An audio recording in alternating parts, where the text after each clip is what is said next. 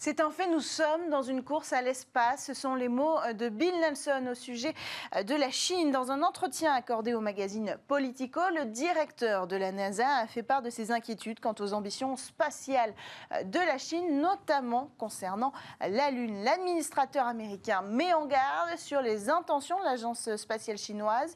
Je cite: il est vrai que nous ferions mieux de vérifier que la Chine ne s'empare pas d'une partie de la Lune sous prétexte de recherche scientifique. Il n'est pas totalement impossible, ajoute-t-il, qu'ils nous disent ensuite « allez-vous-en ».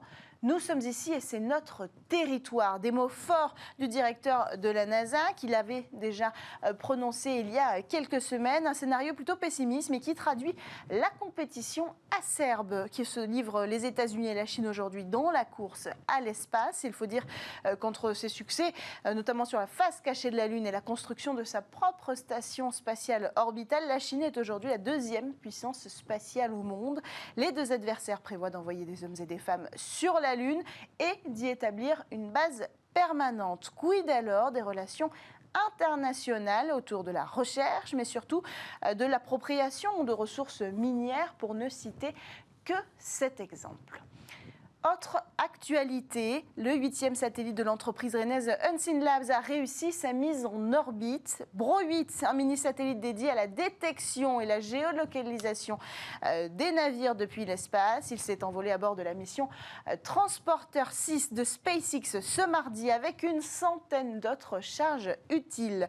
La communication avec le satellite a été établie avec succès quelques heures après le lancement et les nouveaux satellites ajoutent des capacités essentielles à la constellation d'Unseen Labs, selon Clément Gallic, le cofondateur, qui se traduit par des analyses évidemment plus approfondies. Alors Unseen Labs va continuer d'augmenter ses capacités en orbite pour atteindre une constellation de 20 à 25 satellites indépendants dédiés, évidemment, je le rappelle, à la géolocalisation des navires depuis l'espace. Et puis, Unseen Labs n'était pas la seule start-up française à embarquer sur ce vol, le vol de SpaceX cette semaine. La voile solaire de la start-up Gamma, elle aussi, a réussi sa mise en orbite. C'est la toute première mission dans l'espace pour la jeune start-up. C'est la première voile française aussi, et même européenne, à rejoindre l'espace, si l'on exclut évidemment les prototypes de voiles déployés pour la désorbitation des satellites par freinage. Alors nous avons en ligne, c'est votre call actu, vous le savez, Louis de Gouillon-Matignon, fondateur de la start-up Gamma. Louis de Gouillon-Matignon, est-ce que vous m'entendez?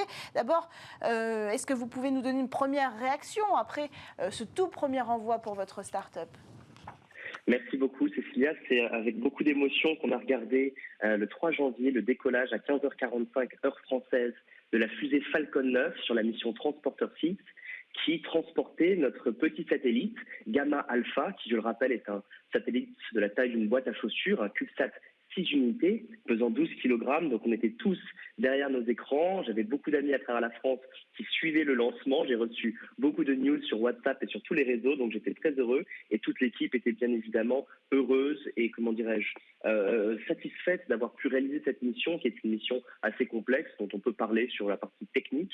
C'est vrai que c'est un peu une prouesse pour la France et aussi pour l'Europe, puisque c'est la première voile solaire qui part dans l'espace, qui est entièrement financée par une entreprise privée, bien qu'il y ait aussi du financement public dans notre activité. Et petit détail qui est quand même assez important pour nous, on a eu la chance, dans le cadre de cette première mission, de recevoir du sponsoring, donc une espèce de premier client, via le groupe CMA-CGM, l'acteur de la logistique basé à Marseille. Donc nous sommes très heureux, c'est vraiment un grand succès. Tout est nominal et hier dans la soirée, nous avons reçu les premières télécommunications avec le satellite. Nous avons reçu les premières recettes en vol, donc tout est nominal. Le satellite a été mis à poste à 538 km d'altitude et maintenant nous allons commencer les différentes opérations. Alors c'est quoi la prochaine étape? Quand est-ce qu'on va la voir se déployer, cette voile solaire? Alors, on va prendre un petit peu de temps avant de la déployer, puisqu'on a la chance, via le CNES, de participer à un vol A300 0G qui fait des paraboles et qui recrée un petit peu les situations de microgravité dans un avion. On va utiliser ce vol pour tester certains de nos algorithmes de déploiement, pour pouvoir déployer dans les meilleures conditions. On envisage de déployer à partir du printemps, donc entre la fin mars et le début avril, notre voile solaire. Et c'est vrai que c'est une opération qui est très particulière, puisque pour que les gens comprennent, donc la voile solaire, c'est vraiment une espèce de super grande surface qui est déployée dans l'espace. C'est un petit peu le matériau comme les couvertures de survie, sauf que là c'est beaucoup plus fin, c'est 2,5 microns d'épaisseur. Pour rappel, un cheveu, c'est 50 à 100 microns, donc là, on est vraiment sur un matériau ultra fin. Et ce matériau, dans l'espace, se déploie via la force centrifuge, via le spin que l'on va donner à notre satellite. Donc c'est vrai que c'est une opération très technique, très critique pour nous, et on souhaite mettre toutes les chances de notre côté. C'est la raison pour laquelle, là, on va attendre un petit peu, on va tester nos différents algorithmes à partir du mois de mars dans un vol A300G via le CNES, et nous déploierons la voile dans la foulée, au mois d'avril, au printemps, pour vraiment montrer notre capacité, une fois encore, je répète, à savoir maîtriser le déploiement de super surfaces dans l'espace. C'est vraiment ça la force de Gamma, c'est les voiles solaires et les super surfaces dans l'espace. Qui va opérer ce déploiement pour qu'on ait un peu plus de détails et puis qu'on puisse se préparer à ce grand événement? Alors, la voile solaire de Gamma, Gamma Alpha, a été développée via 3 entreprises. Une entreprise française, Gamma, la nôtre, qui a déployé vraiment toute sa force pour pouvoir vraiment travailler sur le contrôle de la voile, sur son déploiement et sur sa structure. Une entreprise lituanienne qui nous a fourni ce qu'on appelle le bus satellitaire, c'est-à-dire la plateforme qui accueille tous les subsystèmes et dans laquelle la voile solaire vient s'encastrer. Et enfin, une société américaine qui nous a fourni le matériau, ce qu'on appelle le CP1, qui est un matériau ultra fin et que l'on a notamment pu voir sur le James Webb Space Telescope.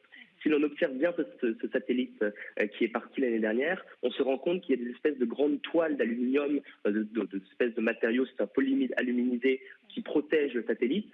Donc voilà, on a été 3 entreprises à travailler sur le projet et en réalité, toutes les opérations à partir de maintenant sont confiées d'une part à nous pour le contrôle et le déploiement de la voile solaire et d'autre part à Nano Avionics pour suivre le satellite depuis le sol et nous donner les informations. On travaille en tandem et l'opération va se faire d'ici quelques mois, l'opération de déploiement.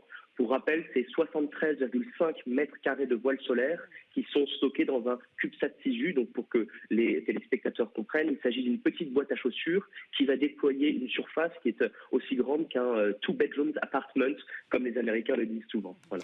Merci beaucoup Louis de Gouillon-Matignon d'avoir répondu au Call Actu aujourd'hui pour réagir sur votre actualité et le lancement de votre tout premier satellite chez Gamma. Je rappelle que vous êtes cofondateur justement de la start-up Gamma. Merci, voilà pour l'actualité. On enchaîne avec le Space Talk sur Bismart.